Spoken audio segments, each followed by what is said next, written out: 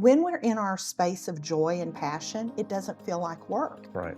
And then there's an area of competency. We can do it, but we can only do it so long before we start to get worn out. Yeah. And Working Geniuses. It's Patrick Lencioni's Yes, okay. work. Yep. And that one is such a great tool to bring in for how are we showing up as a team, doing a quick diagnostic of where you as a team lean and what geniuses you might need to have. So in these stages of business, when you're thinking through them, what are we leaving unsaid or undone?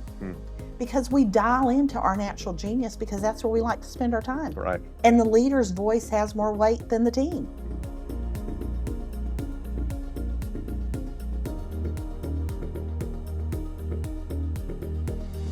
Hello and welcome back to the LeaderPass podcast. I'm Jamie Minton, and today we are diving into an incredibly insightful episode with a special guest, Jacquelyn Wieland, who's a titan in leadership strategy and executive coaching. Jacquelyn's also the brain behind the Congruent Leader, which is a training program that's launched on LeaderPass, on our LeaderPass platform. This program teaches you how to navigate professional challenges, how to deal with personal growth opportunities, how to equip you with the tools to connect deeply, manage conflict, and master sales and negotiation through a profound understanding of human behavior and needs, which is really her specialty in my opinion. Today, Jacquelyn will also be sharing her secrets on leading with congruency, on fostering trust and creating collaborative environments that really boost organizational performance. We're also going to talk about Jacquelyn's expertise in how to grow consulting engagements, if that's what you are and you're interested in that, and the transformative power of micro lessons in leadership training. So with that, buckle up for a journey into developing your congruent leadership style with Jacquelyn Wieland. It's going to be awesome. It's going to be packed with actionable insights, and I'm excited to get started. So let's dive in, and it's my honor to welcome to the LeaderPass podcast, Jacquelyn Wieland. You know, the team, we were funny because we were laughing at how when you were done explaining your story, we're like, well, Jacquelyn's basically the international woman of mystery because of all of the things you described, all the career moves, all of the, from education, early leadership, really. Yeah, early leadership. And that was a part of your, not just your journey, but it's who you are. And when I think of what I've learned about you and when I think about your business acumen and your experience, it's pretty amazing. I mean, it really is. You know, and that's something I appreciate about you, and I think as others learn more about you, they understand why the background and the breadth of your experience is why you're such a good consultant. Well, Jamie, I appreciate that. And the reason when you said, tell me your story, and I went way back, is because in the business that I'm in, when we're doing behavioral assessments and we're really looking at why people are wired the way they are, and we're in those thinking partner calls with those senior executives, sometimes we have to go way back. Right. Like, where does that voice come from? Where does that soundbite come from? Where does that belief come from? What is it that you're holding on to that you need to release so you can go to that next step? And fundamentally, we are wired early. Right, and then we spend our adult life, if we're really curious and we're into self-development, we spend all that time unwiring. Trying to figure it all out. Yep. Yeah. When you were so attracted to assessments, and I don't remember when they kind of started. Do you remember like your early assessments? And then why was that connection? Because that's part of what you do almost every day. I started, Jamie, again, way back. In grad school, my first assessment was working with Myers-Briggs. And then at American Honda, we used Wilson Learning, social styles. Okay. So think about, that was in 1985, 86. So I had gotten certified on the Wilson Learning platform to do social styles. Okay. And then it continued, and I have been working with assessments ever since. So what is that? Gosh, like 40. That's a few years. But I mean, there's a ton of, you're certified in like a dozen. Yeah. When you look over whether it's, Colby or it's Myers-Briggs or DISC or what is your favorite? I mean, you can synthesize it differently than most of us can. So what is your favorite? So one of the ones is Lumina, and I would call it a multi-dimensional, and I had used that because one of my corporate clients, that was the tool they brought in. Okay. And over the years, I don't fight with my clients about what assessment. I get certified in it and partner with them. Okay. And then I take the brilliance of having worked with all different assessments. So my bias, my preference is to assessments that are robust, multidimensional. And what I mean by that is they look at your usual productive behavior. They look at your internal need, which is tapped into what we expect, what we measure, where we elevate, where we shut down, and then that look at our reactive stress behavior. So in that, the top ones for me are Hogan, Lumina is one I've used, and then Berkman is by far my favorite. I got certified in Berkman in 1997. Okay. And if given our choice, that is the tool we use. And there are a couple of reasons. It is, in my choice in research vets, it's the most valid, it's the most stable, and wherever we capture you on your first take, which is you never have to take it again, it's the most stable and valid, and it relates to who you are. And then, does it mean you don't change? You do change. We all grow and change. However, the statistical deviation that needs to occur for there to be a movement is like a 25 percentile. And Berkman does a renorming every, I think, 5 years. So they look at population and they renorm. So if society has moved and we see trending, then we recalibrate your assessment. Oh, interesting. Okay. So you're actually watching that as well, which obviously life, I think, so when you think about the assessments, go back to that for a second when it's the most valid, and how you use that and why that's good and useful for a client or for a company.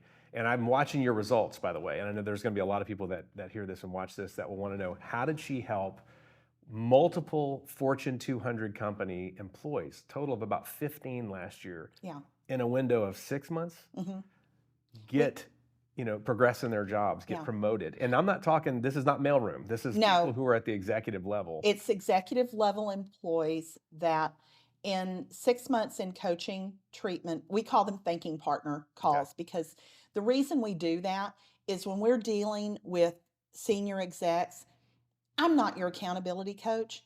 I am your thinking partner. And we focus and dial into industries that I have experience and credibility in. And often I share license with you in that. So banking, finance, insurance is an industry that we spend a lot of time in. And our coaching clients that we worked with in multiple companies, we had 15 clients get promoted in 6 months. And so that was directors, heads of divisions, presidents of divisions, driving, revenue sources, holding budgets, having employees, multiple employees, layers of teams under them. And the learning in that, Jamie, and using those assessments that we do, it's the assessment saves you time. And it's a starting point. And then when you can dial in to that individual and really get into what it is that's potentially holding them back, because everybody I deal with is a high performer. This isn't about people. Yeah, you're starting at the topmost number. You're being brought in at that level. So they're a high potential. They're a high performer. They're amazing people. And so we're looking for those little pieces, those elements that we need to shine up and turn on, and those barriers that get in their way, their blind spots, if you will, and how to really calibrate those so that is they can lean into their full potential and their full possible, and then really as a leader drive performance. So on that note, when you're talking and coaching people that are high performers like that, one of the other things I've noticed is that you've got an incredible background in education because you followed such, amazing mentors over your life. Even the early days of Strategic Coach, I've heard you talk about early days. Which has exploded and done super well. And Dan and his whole team. But then also Paul Sheely and that crew. And so I'm watching that. And then, of course, you and I met through John Maxwell. And that team there. But one of the things I've seen you do very well, and I want you to talk about this, that others may not. Let's say I'm a consultant and you're giving me advice, and that is, you don't just take a book, or you don't just take, okay, these are the lessons, and just slap them on whoever you're consulting. You don't just go, okay, I'm going to fold it over on top of them and you got to fit this mold. What I see you do more, I think, is you find, I guess through the assessment, through that finding the blind spots, this is where you come in and you're able to look at that, but you're also going to diagnose and then apply the liniment where it's needed versus you got to fit this mold. Is that fair to say? Because I've watched you do it on things we've worked together on. I'm like, Jamie, it really is. And I appreciate you noticing that. We really do try to customize to what the person needs to hear, what they need to read, what they need to think into. And sometimes it's one line in a book. Sometimes it's like Think and Grow Rich, Napoleon Hill. It's the piece about, the ether. And you are the captain of your destiny. And leaning into that one line about vibrational energy and talking about that with a leader about how are you showing up. So we dial in, and it really is through listening to what they say, what they share, and just getting very granular and picking up those connections or those rhythms. And I have had the luxury of I've been with coaching groups that, I think they're best in class. Like they are no joke. You're in with people that are all about growth and about showing up differently. And I've had very different coaches. Some are around performance and others are on mindset and just very different audiences. And that allows me to show up for my clients and meet them where they are, opposed to this is where you have to be and this is the only way to get there. I'm a hammer, you're a nail, and that's it. And you do that great. I think also it's maybe just the variety of life that you explain that you've gone through, being chosen as being adopted. And in some ways, you've kind of that's how you've lived your life. You've adapted. You've been from financial from banking to helping these companies that are in technology and leading teams, and then succeeding as a salesperson, like blowing your budget out of the water. It was 3.5 million was your target, and you hit 10.2 million, which is awesome. It says a lot about your drive. When you think of a person in today's time, and you think back from the 80s, 90s, all the way through, what advice do you give a performer? Let's say it's in sales. Let's say it's somebody who's an achiever. What do you look at them and say generically, and this is taking you out of what you normally do. We're not doing an assessment and figuring out, what would you say to them that says, hey, right now, this is a trait that maybe you've seen, or a couple of traits you've seen over the years that would really instantly make a difference in people's lives if they're not living that way, or if they're not performing that way? The biggest thing I see, and whether it's sales or it's leaders of a team, it's getting caught up in perfection. And it's micromanaging, and then it's holding on to your past. So what I mean by that is people want to tell the past story, and they want to lean on, well, I achieved this. And it's kind of like the person that's captain of the football team, and they had a great year their senior year, and then what? Right. And that's their story forever. That's their story. And they don't continue, and they don't do that pause where it's like, it doesn't have to be perfect. Keep moving. Be willing to be agile. Be willing to be transformative, and be willing to pick up on the nuances and shift. I mean, like right now we have AI. And people are either going to embrace it, or they're still like, oh, I don't trust it. You know what? Embrace it. Just start using it. Just start using it because it's here. Yeah. And figure out how to make it work for you. We've integrated AI into our coaching calls. What do I mean by that? I'll be talking to someone and they'll say, I want to go and have a meeting with the CEO about this opportunity or this new group that I want to form, and I need to do the proposal. And I'll ask questions. Well, what would that involve? Tell me some of the key words. Tell me some of the key initiatives. And I'll pull up AI very generically, putting that in, create a business plan, do this, do that. I will, in their coaching call, create a rough draft with no company specifics or no... Just for them and show, nothing that would be a non-disclosure issue. But just to show them. And then I send it to them. And I'm like, okay, Now you have a starting point. Now you can make it your own. Take action. Yeah, do it, and you've got a template that you can begin from. And you said something yesterday when you were filming. I forget how you put it, but it was basically, rather than try to be perfect, which is back to your perfection, you need to take a step. Period. And it's almost like when someone says, "I'm given a task," or "I've got something I've got to do," whether it's a proposal or whatever. And this is something I have to work on as well. By personality, it's like, but it's if you at least start the draft of the email, just start the draft. Don't even plan on finishing it, or start the draft of the proposal. Just begin it, just that act, or 1 or 2 minutes spent on that. Get out of your own way. Which is but it begins it. It begins that, and you can come back and it's quicker. So that proposal, that's a great tip for coaches, yeah. We all that's the point. We all have something. One of the tools I work with is Working Genius. And the key thing that illuminates is when we're in our space of joy and passion, it doesn't feel like work. Right.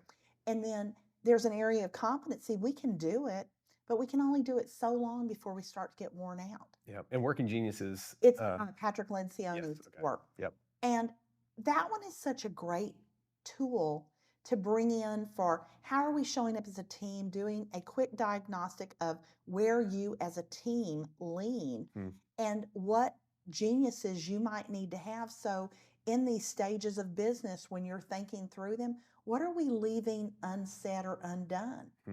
Because we dial into our natural genius because that's where we like to spend our time. Right. And the leader's voice has more weight than the team. So the getting started, getting out of your head, there's a lot of getting in thought. We overthink it. Oh, yeah. And you've just got to lean in and go. That's so true. In my world, or what we do with LeaderPass and working with speakers and authors, I watch people that have started a book 20 years ago and haven't finished it. I watch people who say, "I know what I want to do and I desperately want to create a training or digitize what I do." But they're like, "But I got to get it right." And we'll go months in these communications. I mean, you and I have actually been a part of some of these conversations. Yeah, we've had this dance. Where it's like, when I talk to you and you're like, "Here's what I want to do," you're like, "Hey, when can you have me come in for 2 days? I'm ready to roll." Whereas others are like, "I don't think I have enough content." Yeah. And what's great about it is they do. They do. And one of the things that we do our best to do is set them at ease and say, "Look, we're going to walk you through it. We've got a process that can help you get out of your noggin, out of your heart, what it is that you can help people do." And then even in an environment like here, and you and I have done these together with a couple people that have come in, just coach them and help them get there. But people are always surprised. Yeah. I think they're always surprised that, wow, I really did have this much. I didn't realize. Yeah. Jamie, I'm so grateful we met. And I'm so grateful for the conversation we had about, let's do this. Come to the studio, get your content. You saw something in me that I had wanted to do, and then we both fully leaned in. I don't even know that we took a breath. It was like, ready, go. Just rolled. Yeah, it was like, implement, let's go. And I have such conviction and belief in LeaderPass and the work that you do, because from our conversation to the deliverable, was it even 8 weeks? Right. Well, I've been on the other side of that, where I've had to hire different groups or had to, try to get results from editors or results from people who film. And one of the things that we really prioritized, and this, is that we want the quality to absolutely be there, but we want it to be in your hands quickly, because like most people, and a lot of when you come here, it's trust. So you're not seeing, like even yesterday, when you and I were filming yesterday, and you had some content you were putting down for the school systems, which I want to talk about. You don't get to see it. So you don't see it while we're doing it. We're just like, it's good, trust us, and we coach you through it. And then, 2 weeks from now, 3 weeks from now, you're going to actually see the product. And now that you've been through that, you're somebody who's a believer. It's going to be great. So now you can think about and concentrate on what you're trying to say, or what your value is to others when you do that. I'm so glad you brought that up, because there's such a difference between the first time you come into studio and the second, third, fourth time you come in. You know what to expect. You're mentally ready to flow. And what I've seen with some of the people that I've influenced coming to you, they're caught up in their head and their thoughts. and they don't trust themselves. Mm. And I come in, and you're going to laugh, I'm like flatlined. I, you know, I don't know what's coming out of my mouth until it comes out. We have the outline, Yep. and I just trust that your team is going to prompt it, and then it's going to come. Yeah. Yeah. Yep. And I don't get caught up in I won't know what to say. I just trust the process. Yeah, it is a process. Well, I think that let's talk about the school systems for a second, because I see that as a passion of yours. Mhm. And I kind of got that as you were telling your story about your background and Yeah. teachers that believed in you. Mhm. And so, but you've served on the boards Yeah, over the years. You've gone through tough times during, like, even the COVID's Yeah. time, which a lot of people did, of course. What do you see as, why is that so important to you? And what do you see as a real important piece for administrators that might be hearing this or watching this, or teachers who are probably a little lost right now? It's a tough time to be a teacher. It is a very tough time to be a teacher, and the education system is important to me, and it is because along my journey, whether it was public education, university, I have had educators come alongside me and mentor and help develop and travel with me, and it's a give back. And I also look at our country, and I look at our future, and our future is in the hands of our youth, and our youth are in the hands of our educators, and our educators are being guided by the leaders of those school systems.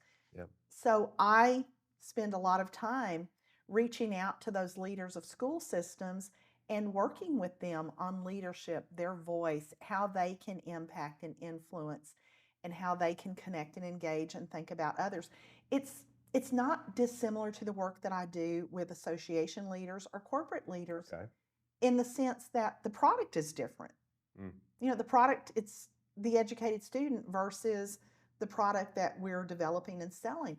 And so when you look at those leaders, they're up against budget cuts, their shortages, educator shortages. They're having to look at how do we connect and engage with our classrooms differently.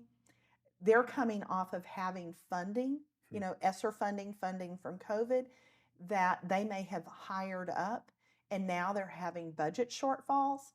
And they're really those leaders in the financial space. The superintendent is like the CEO. The CFO is that school business manager or school finance person. And those are the two big pieces.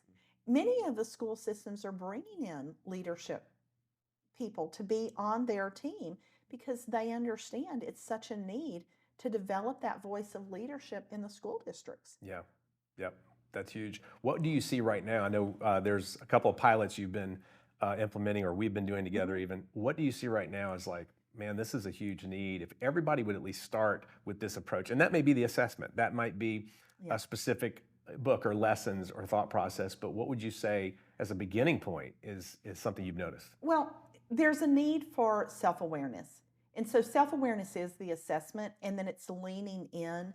And so this is the diagnostic of you. What does that mean for you? And then there's the emotional intelligence. Right. So what is my coping skill? How am I integrating this? And then there's that social intelligence. So if we take it, IQ, EQ, SQ, it's that part of the need to be able to blend those.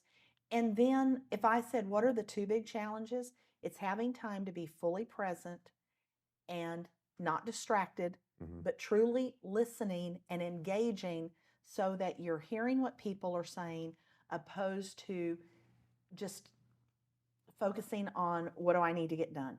And so they've got, as you described that, they've got two or three different, maybe three or four different types of people. They've got not just their leadership in the school. I'm talking about a teacher. Yeah. You've got other teachers, you have parents, you have kids. So it's like, if this self-awareness idea, and I remember going through this with you early on even, is understanding my strengths, but also understanding what kind of sets me off or what gets me a little, riled up. And then how in the world am I going to relate to any number of two or three people that could do that, could pull that trigger?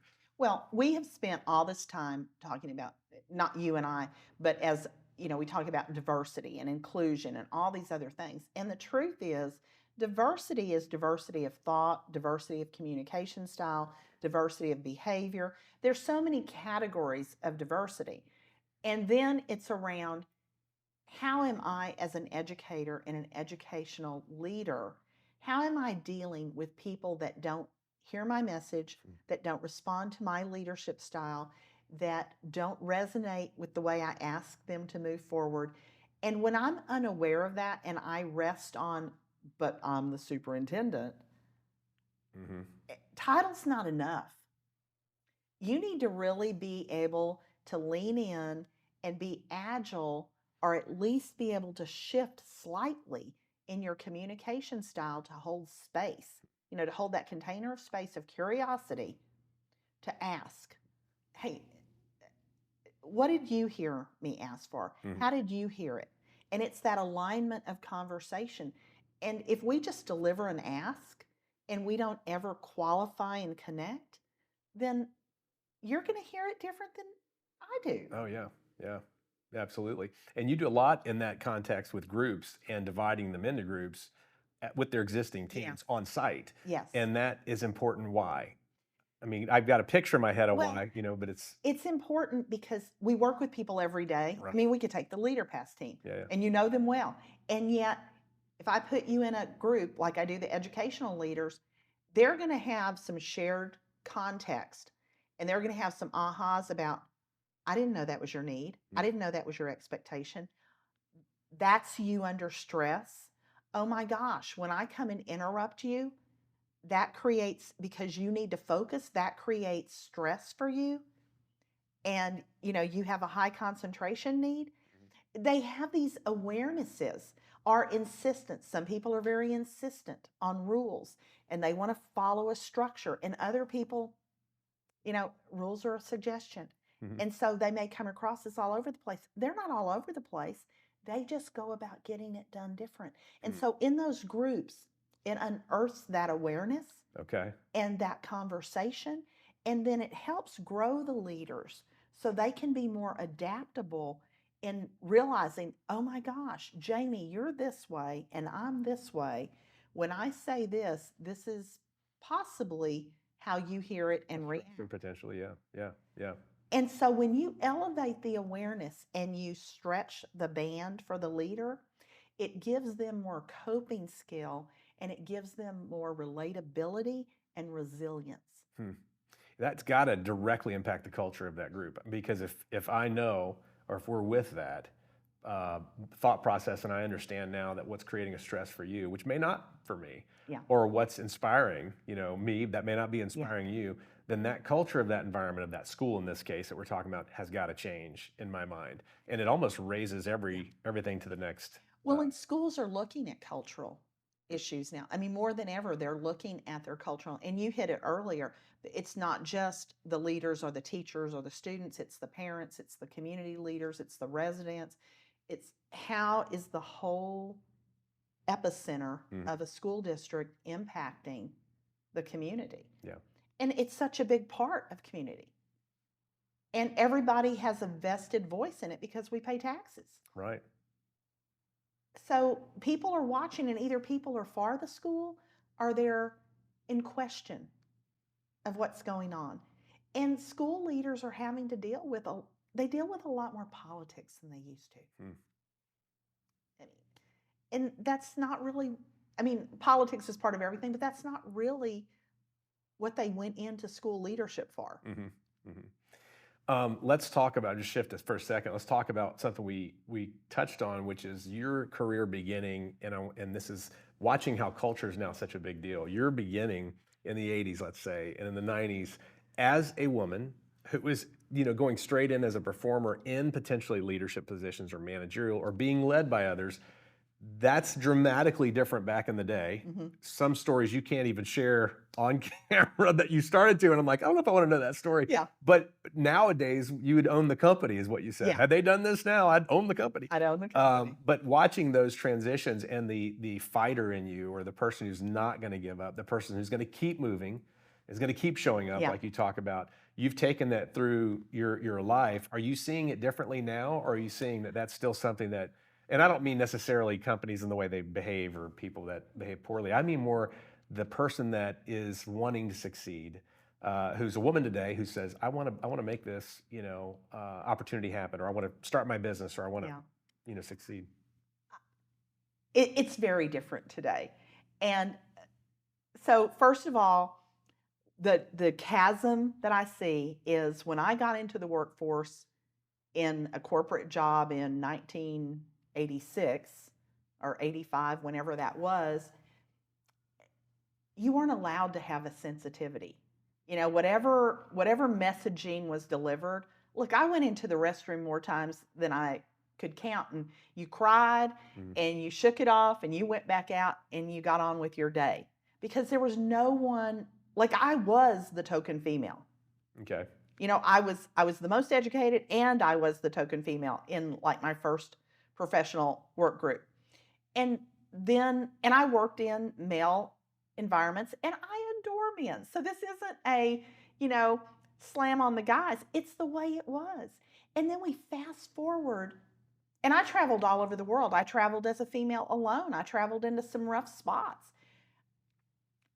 It's what I wanted to do. So I just got on with it. And then you take it to where we are today, and women have so many more opportunities. It used to be there was only one spot. And now it's kind of tilted almost to where there's this, well, we're going to put women in these roles. Now, I have had the luxury and blessing and pleasure of coaching and being a thought partner to many, many women. And they are brilliant and capable. And yet the thing that happens is they struggle with, am I enough? And it's that because we see ourselves a certain way. And this is where, if we go back to sharing your story, we dial into certain beliefs along the way, and then we rise up. One of my clients, who is amazing and has been promoted to a very high level, in one of our calls, we talked about her perception of herself and that need to take care of the blue collar person, that need to take care of the educator, that seeing herself in this certain level. And she's well educated, she's well accomplished, and she's doing significant things. We had to bust through that mindset. And the bust through was, you're in a position of influence now.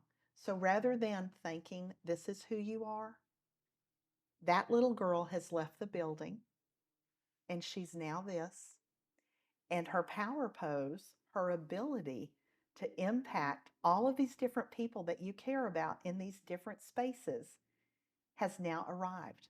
You have a voice as a leader to have that impact.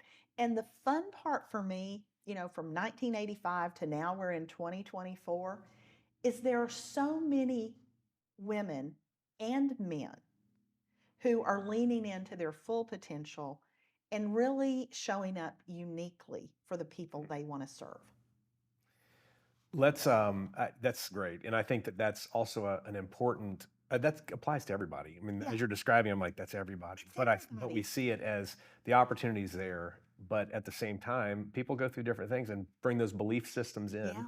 And that is a challenge that we all face that, I know. And it's cool you're helping people think through those things and bust through those things. And I really, I spend a lot of time with women's groups, but I also spend time with men. I mean, it's everybody. It's not just one or the other. And I would love us to get to the place that we're lifting everybody instead of picking categories. So you and I met through John Maxwell. John Maxwell. Through the John Maxwell team, trainers, certified coaches. Yes. And amazing leadership over there and great, wonderful people. I've loved working with a lot of the hosts for their big annual Live to Lead event. The Live to Lead event. And have met a lot of people. That's how you and I met. We met during COVID, and you were approaching the Live to Lead event differently. And so when LeaderPass enters the equation, which is we've got a platform that you can host virtually the event on, you did something a little different in the way that you approached it. But I also want to say this, the way you did it, which I think was brilliant, allowed, I guess, other companies, corporations, organizations view it different than just an event.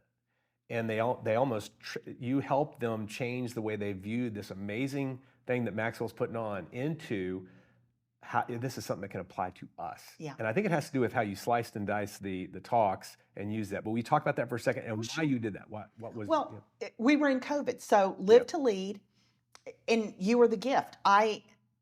Like March 6th or whatever that day was, and then a week later, I was all face-to-face business. Okay. And I was doing speaking and going to conferences, and one day I had a book of business, and the next day, like many people, I didn't. And then when Live to Lead came and the offer was that we could do it virtually, people who had done that in the past, it was event-based mindset. And for me, it was the gift of, this is an opportunity to bring voices in, share it with my corporate leaders and their teams, Right. and then facilitate what the speaker talked about and create a learning platform with it so that I could show the talk, I could unpack the talk, I could facilitate the learning with the team. Then we could talk about application of what they heard and how that linked to what the work they were doing. And companies at that point were looking for a way to engage their employees that were all virtual and really bring a center point. And I just, I put it out there. I didn't know. I was just like, okay, let's just play with this. And I did it, honestly, Jamie, I did it for free. I did it, hey, I've got access. Let me do a talk for your team. Because it put you in front of them. I mean, that's the brilliance. It put me in front of them. It was people that I'd worked with, and I loved them. Yeah. They were my people. And so I just wanted to help. And I sent notes to my corporate leaders, and I said, hey, I have this opportunity. I have this product. I have this. Let's set up a talk. One of the speakers was Alan Mullally. Okay, yeah. And that was awesome. Yeah. And so there were lessons in that. And I just picked it apart and drew it out. And I fell in love with LeaderPass because it was like, this allowed me to have digital content and create a learning platform that I could reach and serve my clients in a different format. So it was not event-based for me. Right. It was application, learning, training, and then I developed coaching. Well, when you provide value to your corporate leaders and it resonates with what they're doing, they in turn honor you and they give you business. Yeah. Because you're serving them in that case. Yeah. Well, super smart, and you've continued to do that, and that's what led to, I guess, you and I high-fiving on your stuff. So let's talk about Congruent Leader for a second, because I think it's really the culmination of assessments and things you've learned over the years with helping people be self-aware, and then how to relate to others, how to be a leader, how to have the right mindset. You had a lot of stuff with the Congruent Leader. So talk about that for a second. And what does Congruent Leader mean in your mind? Okay, so the Congruent Leader, which we developed at LeaderPass, is around awareness, elevating your awareness as an individual, as a leader, and then elevating your ability to connect and engage. What happens is we have intent as a leader, and we can intend to do certain things, but we don't necessarily show up in that manner in our behavior, in our actions. So the Congruent Leader is about helping you elevate your presence, increase your awareness, and your ability to connect. And we use assessments, but we have those micro lessons and we have the lessons with it. Yeah. And we have a lot of different content that we've rolled in there. So here was the gift. One of my corporate clients had me go and speak at their association meetings that they were sponsoring. And they gave me the charge of figure out what we're missing at the trade booth and come back and make this suggestion. And I had observed people are not connecting and engaging. People are not self-aware. People are not, there were all these, this is what they're not. And then it was thinking about how can we scale this in a way so that, there's one Jacquelyn. How can we scale this in a way that we can reach our people and we can have this additive learning and we can have these mini coaching slices. And so that was the birthing of it. And then timing is everything. And you and I had the conversation and it was like, ding, ding, ding, let's put this together. And so we created it. And then I have had again, I'm so grateful. I've had corporate clients who have sponsored the Congruent Leader as something that they have used with their employees. They've used it with their association membership, with their clients. So we have been able to launch that product on LeaderPass to Fortune 200 companies, to associations that have memberships of 20 to 30,000 members. Uh, we have really been able to, in a short time, have purpose and contact. Yeah. Yep. And it's something I think a lot of people miss is that they get so focused on, well, I'm just going to sit in front of my Zoom and teach, or I'm going to grab my iPhone and teach, or I'm going to put it on. And you remember what we talked about early on, it's like when you elevate and you raise the bar on how you come across to, especially if you're trying to get a corporate client to notice you, when you add value to yourself by creating what you created, and that's either filming with us or someone. I always tell everybody that, hey, find somebody in your area. You can find a production studio or whatever. But when you follow the lead here and you do that and you've got it on a platform that makes it look like it's what it is and that is valuable, those companies, those clients notice, hey, this is something. This is professional. This looks masterclass-ish. This looks very, very good, where it's a separator. I mean, it differentiates you. Yes. And I would only film with you. So there's that. Here's the thing I would say to that, Jamie, is when, as a consultant and as someone who is a thought leader, when you invest in yourself and you put your voice on digital content in today's world, it is the new book. You and I've talked about that. Yep. It does elevate who you are. And for me personally, in the last 18 months, I have seen significant growth in my business. And one of the key reasons is it's everything from the B-roll or the trailer or the little lesson I can put on LinkedIn. And then I have something that's high quality behind it that people can go, oh, this is a great tool. But it elevates you. And this is where, if people are serious about what they're bringing to the market and the difference they want to make with their voice, their brain, whoever they're serving, they need to really think about how they're showing up and providing that message to people so that they can continue to bring them along that journey. Yeah. Yep, 100%. The book, it used to be you'd get a book written, and that was kind of your business card. Yeah. And you'd hand the book and you say, and it's credibility. You walk in, you're speaking, there's books on the chair, et cetera. It's great. Still awesome.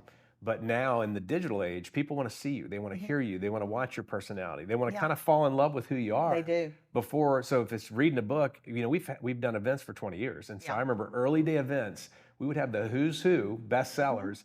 And inevitably, we'd put somebody on the stage that you're like, this is a huge bestseller. This person's amazing. Yeah. And they get up, and it's like watching paint dry. It's rough. And we know there's specific speakers that we would know would draw people into the event because you're thinking, oh, I've read their book. They're amazing. But then when you see them, but they're not a speaker. Not so great. Yeah. And it's not necessarily a bad thing if you're not. But if you're trying to sell yourself or to convey that you're going to come in and train our team, somebody else's team, we want to see you.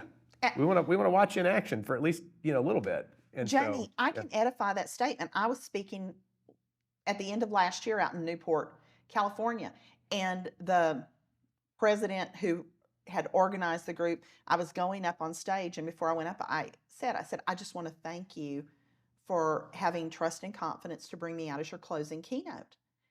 And she said, well, we looked at your video roll. We know what we're getting. And it was almost like, it's not about trust, dear. We know what we're getting. And it was video that we had run at LeaderPass Studios. That we had done, That we had done, and you had sent me a clip, and I had put it in the proposal.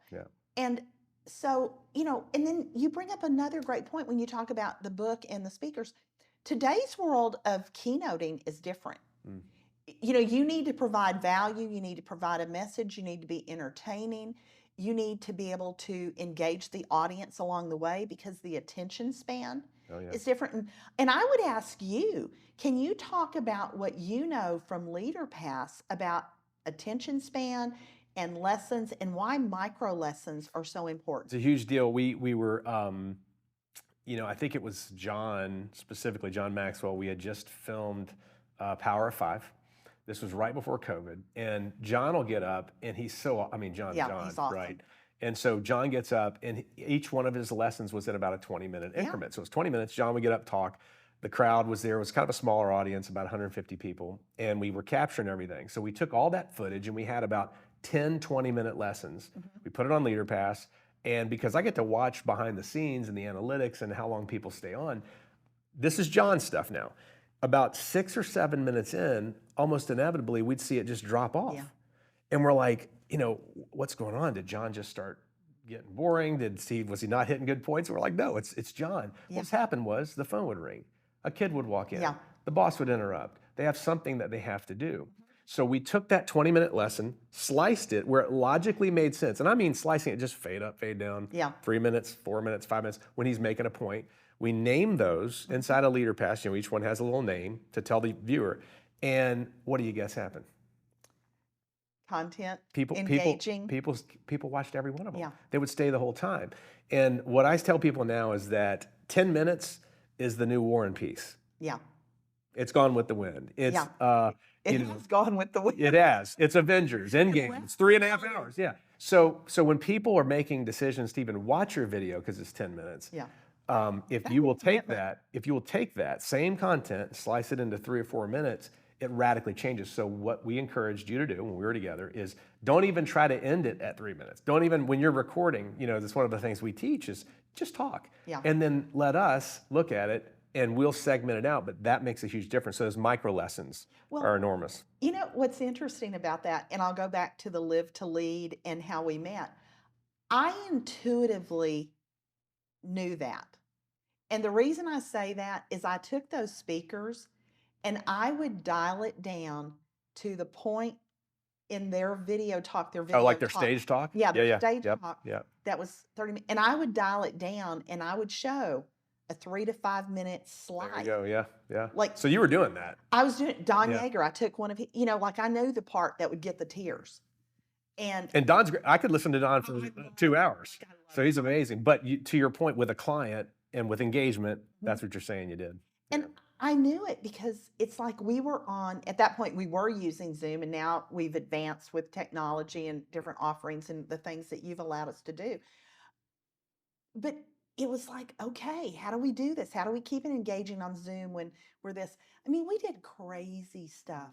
We, for team building, I had a songwriting team and they would come in and we would host a virtual happy hour after a session. Yeah. And then we would create a group song. I remember you telling me about that. Yeah, and we were using the assessment. And That's so we would great. have the teams go in and we would write a song and then we would produce the song. And that was our team building thing during virtual. It pushed you to get out of whatever habit you were in. Yeah. It pushed you to, if you weren't edgy, you were by the end of that. Yeah. You were forced into that one. Yeah. So we think about the workforce today, and it's really now we went from COVID where it's purely virtual, then people are dying to get back together, and then there's a mix. There's this kind of blend or a hybrid environment. So talk about what you're seeing there, because I think that will inform a lot of people on what direction we're moving, but also for most effectiveness. So, and I think it's called hybrid environment. I believe that's the piece, but we are seeing companies are wanting their people to come back in, and some people want to come back in and others don't. And virtual's not going away. So when you think about how do you really bring people together, how do you shape and align and have leaders who understand how to stay connected in this hybrid space, that virtual and that on-site, and bring people together, the need for their skill set and their option to tap into coaching, to leadership lessons, to engagement tools is higher than ever. And what I see with my corporate clients, they're so scheduled because everyone's, they're on Teams or they're on Zoom, and everybody has open calendars. So they're just booked to back to back to back. Most of my clients come in 3 to 4 minutes late to a coaching call. And that's, Like every time. yeah, that's not being disrespectful. That's just they're finishing up one, Jumping right. taking care of business, and then they're coming to the next. The learning in this environment is people need time to think, and people need time to be reflective and to be forward thinking about what are the problems they're solving. And when we maximize people to full capacity and we stretch their thought process to where they don't have time, that creates stress. And whether you're the C-suite or you're that next level down, that trickles down organizationally.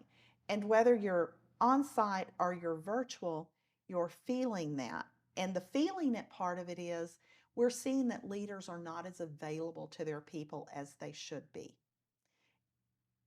And then one of the things we do with that from the congruent leader space is we use those micro lessons as tools, and we encourage our leaders and we give them specificity that says, hey, use this with your team.